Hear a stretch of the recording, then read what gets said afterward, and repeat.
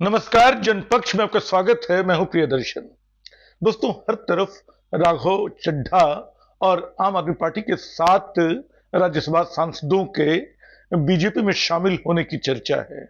मैं इस पुरानी चर्चा पे कुछ नहीं कहूंगा, इस बात से सहमति जताते हुए कि बीजेपी को पार्टियों के भीतर तोड़-फोड़ करने का काम खूब अच्छे से आता है और जिसे ऑपरेशन लोटस कहा जाता है, ये उसकी नई कामयाबी है। लेकिन क्या इस कामयाबी का श्रेय सिर्फ बीजेपी का है? क्या उसके लिए आम आदमी पार्टी की बनावट में कोई दरार जिम्मेदार नहीं है? क्या उसके लिए अरविंद केजरीवाल और उनके सहयोगी भी जिम्मेदार नहीं हैं?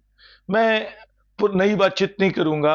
राघव चड्ढा और उनके साथियों ने जो किया, मतलब मैं उस तरह का सिनिकल शख्स नहीं हूं जो सीधे सीधे मान लूं कि केजरीवाल ने तो पार्टी सिर्फ अपने फायदे के लिए बनाई थी और सब समझ गए और अलग हो गए, या बिल्कुल दूसरे सिरे पे जाके चलूं कि देखो केजरीवाल के आदर्शवाद के आगे ये समझौता परस्त नेता किस तरह बदलते चले गए, किस तरह वो दबावों के आगे झुक गए। जेल केजरीवाल ने भी काटी, सिसोदिया ने भी काटी और भी आम आदमी पार्टी के सदस्यों ने काटी। उन्होंने तो लेकिन दबाव के आगे झुकने से इनकार कर दिया। ये लोग क्यों झुकते चले गए? ये सारे सवाल हैं, इनके जवाब आपको मिलते जाएंगे अलग अलग मंचों पे। कौन से सही जवाब होंगे मैं नहीं जानता हूं, लेकिन जिस बात की ओर मेरा ध्यान जा रहा है, आम आदमी पार्टी की जब शुरुआत हो रही थी वो बड़ी बहसों और बड़ी उम्मीदों के बीच हुई थी। यानी अन्ना का आंदोलन, हालांकि सब उसके तुलना तब गांधी और जेपी से कर रहे थे, तब भी मेरे भीतर ये मूर्खतापूर्ण आशावाद नहीं था। और उन दिनों के मेरे लेख इस बात की पुष्टि करते हैं कि मैं इस पूरे आंदोलन को लेकर कई तरह के संशयों से घिरा था। इसके बावजूद जब आम आदमी पार्टी बनी और मैंने पाया कि इस पार्टी को तमाम लोग राजनीति के एक नए विकल्प की तरह देख रहे हैं, तो मुझे अच्छा लगा। ये सच है कि कांग्रेस और बीजेपी और जो तीसरे धड़े के अलग अलग दल हैं, जिनमें दुर्भाग्य से बहुत सारे वंशवादी राजनीति के शिकार हो चुके हैं, उन दलों के मुकाबले साफ सुथरी राजनीति का इरादा लेकर कई नए युवा राजनीति में आ रहे हैं। उनके साथ बहुत सारे ऐसे लोग जुड़ रहे हैं जो अलग अलग संगठनों से देश और समाज को बदलने की कोशिश कर रहे थे। तो वो देखने लायक दृश्य था। और अब मैं याद करता हूं कि उसमें कितने बड़े नाम, कितनी तरह के लोग शामिल थे। यानी अगर ठीक से देखें तो आम आदमी पार्टी जो बिल्कुल प्रारंभ में बनी थी, उसमें 3 तरह की धाराएं थी, 3 तरह के लोग थे। एक तो अरविंद केजरीवाल और मनीष सिसोदिया सहित जो यूथ फॉर इक्वलिटी और ऐसे संगठनों के परिवर्तन जो चलाते थे ये लोग, उससे जुड़े आदर्शवादी युवा थे जिनको भ्रष्टाचार बहुत चुभता था। लेकिन वो दफ्तरों का भ्रष्टाचार होता था, वो समाज के बड़े प्रश्नों का से तब तक उनका वास्ता कम था। और जैसे आरक्षण के सवाल पे, सामाजिक न्याय के सवाल पे, सांप्रदायिकता के सवाल पे उनके भीतर वो तीखापन नहीं था। दृष्टि की बात तो छोड़ देते हैं, जो भ्रष्टाचार के सवाल पे था। और भ्रष्टाचार के सवाल पे ही अन्ना आंदोलन शुरू हुआ, आम आदमी पार्टी बनी। लेकिन इन युवाओं को एक बेहतर भारत का सपना देख रहे, एक सच्चे भारत का सपना देख रहे, एक भ्रष्टाचार मुक्त भारत का सपना देख रहे युवाओं का साथ देने के लिए बहुत सारे लोग आए। आज उन नामों को याद करता हूं तो हैरानी होती है। यानी आप उसमें योगेंद्र यादव, प्रशांत भूषण, आनंद कुमार, राजमोहन गांधी, मेधा पाटकर, मयंक गांधी, सोनी सोरी, लिंगराज, बल्ली सिंह चीमा जैसे कवि और कई नाम हैं, आप नाम लेते चले जाएं, आशुतोष पत्रकार। और भी मैं यहां कुमार विश्वास और अलका लांबा जैसे लोगों की चर्चा नहीं कर रहा हूं, जिनके विचारों को लेकर तब भी मुझे संदेह था। मैं इरादों पे तो किसी के नहीं जा रहा हूं, लेकिन ये प्रखर, ये देश के प्रति ढंग से, संजीदा ढंग से विचार करने वाले समाजवादी लोग आम आदमी पार्टी के साथ जुड़ रहे थे। तीसरा जो धड़ा था वो ऐसे राजनीति में मौका खोज रहे महत्वाकांक्षी लोगों का था जो कभी कांग्रेस से कभी बीजेपी से अवसर न मिलने की वजह से आम आदमी पार्टी की ओर जा रहे थे। और बीजेपी आरएसएस ने अपने लोगों को प्लांट किया था, ये तो मैं नहीं कहूंगा, लेकिन बहुत सारे लोग इसमें एक तरह की समान विचारधारा का अंश पा रहे थे। तो ये सारे लोग थे। आने वाले दिनों में पार्टी के सामने कई तरह की चुनौतियां थी और पार्टी ने उन चुनौतियों का ठीक से सामना किया। दिल्ली में सरकार बनाई 2013 में, और मुझे याद है कि जब अरविंद केजरीवाल को शीला दीक्षित के मुकाबले खड़ा किया गया था तो योगेंद्र यादव जी से एक बार मेरी बात हो रही थी।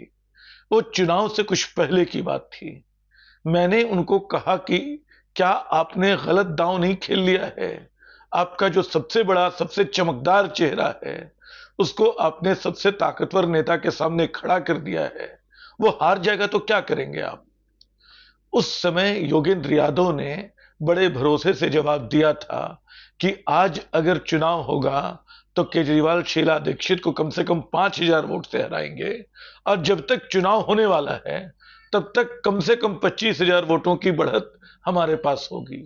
वो बिल्कुल सही साबित हुए। और ऐसा नहीं कि कोई प्रचार तंत्र उनके पास था, वो कर्मठ कार्यकर्ताओं की, उम्मीद से भरे नौजवानों की, इस देश के गरीबों की, झुग्गी झोपड़ी वाले लोगों की, उन्होंने एक छोटी सी सेना, कर्मठ सेना खड़ी कर ली थी, जिसमें कई पढ़े लिखे नौजवान, जिसमें राघव चड्ढा का भी नाम आप ले सकते हैं, सौरभ जिसमें थे। तो ये सब नाम जो हैं आपको याद आते हैं। और कई अनुभव उस दौर के ऐसे थे। कई बार मुझे लगता है कि जो काम लेफ्ट पार्टियों को करना चाहिए था, बिल्कुल गरीब झुग्गी झोपड़ी बस्तियों में जाके लोगों के बीच काम करने का, उनको उम्मीद दिलाने का, वो काम केजरीवाल की टीम ने किया था और उसका फायदा भी उनको मिला। वहां से सरकार बनी और सौरभ भारद्वाज, मैं बार बार नाम चूक कर रहा था, सौरभ भारद्वाज, या उस समय अगर आप देख लेते राखी बिड़लान की मुझे याद आ रही है और कई नामों को, वो इतने सीधे साधे नौजवान लगते थे कि आपको पता ही नहीं चलता था कि नेता और मंत्री हो चुके हैं। इन लोगों को ढाला जाना था, इनके गुस्से को नियंत्रित किया जाना था, इनके भटकावों को दिशा दी जानी थी। और आम आदमी पार्टी में ऐसे लोग थे जो ये काम कर सकते थे। योगेंद्र यादव, प्रशांत भूषण और ऐसे तमाम लोग थे जो भटकाव की राजनीति को एक सही दिशा दे सकते थे।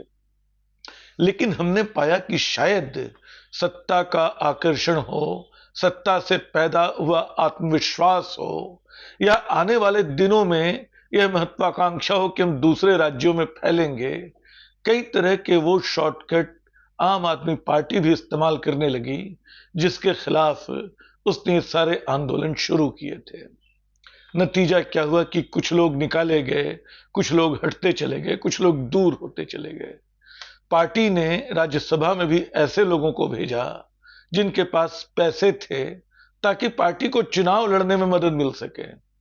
जो पूरा शराब का कथित घोटाला जिसमें ये सब लोग जेल गए, उसके पीछे भी कहा जा रहा है कि गोवा का चुनाव लड़ने के लिए पैसे जुटाने की कोशिश थी। मैं इन सब के बारे में नहीं जानता हूं, कोई बात नहीं कह सकता हूं। लेकिन मैंने पाया कि जो केजरीवाल हैं, अपने शुरुआती शासन के दौर में छोटे छोटे भ्रष्टाचार के खिलाफ तो कमर कस के खड़े थे। और मुझे याद है कि उन्होंने एक सलाह यह भी दी थी कि आप वीडियो बनाया कीजिए, आप खुफिया कैमरा लेके चलिए और कोई घूस मांगे तो उसका वीडियो बना लीजिए। तो ये जो विजिलेंटिज्म है वो सरकारी कामकाज की प्रक्रिया का हिस्सा नहीं होना चाहिए। ये हमेशा से मुझे लगता रहा। केजरीवाल शायद इसी व्यक्तिवादी विजिलेंटिज्म के चक्कर में फंस गए। और जाहिर है कि इसमें ऐसा नहीं कि योगेंद्र यादव, प्रशांत भूषण जैसे नेताओं का कोई कसूर नहीं था। उन्होंने शुरू में केजरीवाल को बिल्कुल आगे बढ़ाया भी इस तरह कि उन्हीं की छत्र छाया में सब होना जा रहा है। एक जादुई व्यक्तित्व जैसा उनका आभा मंडल पैदा किया गया।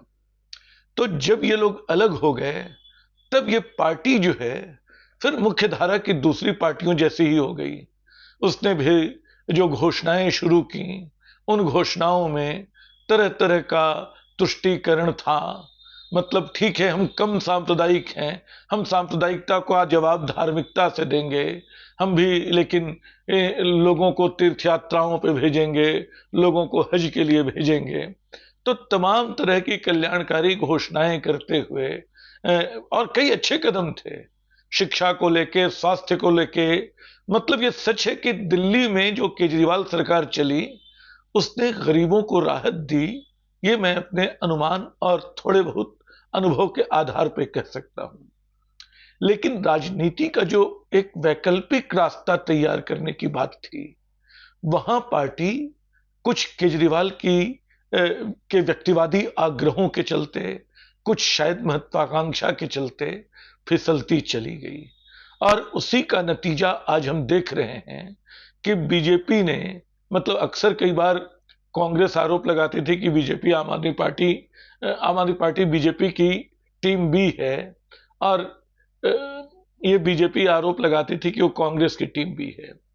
लेकिन जिस तरह राज्यसभा के 7 सदस्य रातों रात टूट के, बल्कि दिन दहाड़े टूट के बीजेपी में शामिल हो गए, कहीं कोई विचारधारात्मक आग्रह नहीं था उनके भीतर। राघव चड्ढा इतने मुलायम ढंग से बात करने वाले, बड़ी आकर्षक शख्सियत वाले एक युवा नेता हैं। क्या उनको लग रहा है कि बीजेपी में रह के वो देश सेवा करेंगे? क्या बीजेपी की राजनीति की जो विसंगतियां हैं, ये उनको दिखाई नहीं पड़ रही हैं? जाहिर है मामला कुछ और है, चाहे वो दबाव का हो, चाहे वो नई तरह के प्रलोभन का हो, चाहे वो केजरीवाल की जकड़ से मुक्ति पाने का हो।